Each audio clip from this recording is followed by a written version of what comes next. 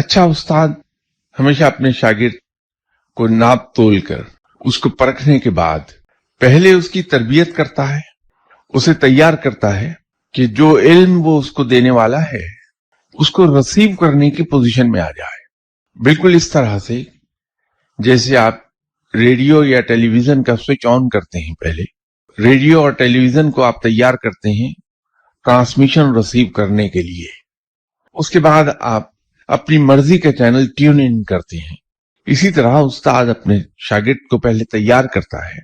वो इल्म रिसीव करने के लिए जो वो उसे देने वाला है,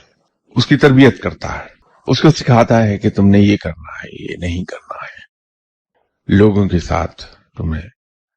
बात बात पर झगड़ा नहीं करना है, किसी की कोहनी लग गई तो उसको थप्पड़ नहीं मारना पलट के,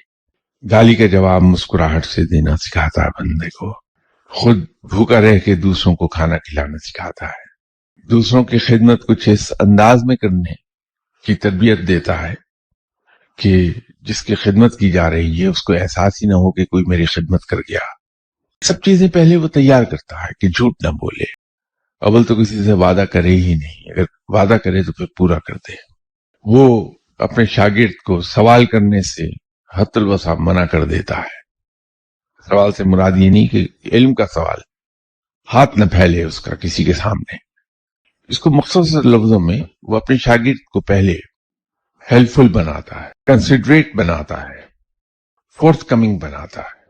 तो जब वो उसकी तरबियत इन लाइंस पर हो चुकती है तो फिर उस्ताद उसके सीखने की इस्तादात को सामने रखते हुए,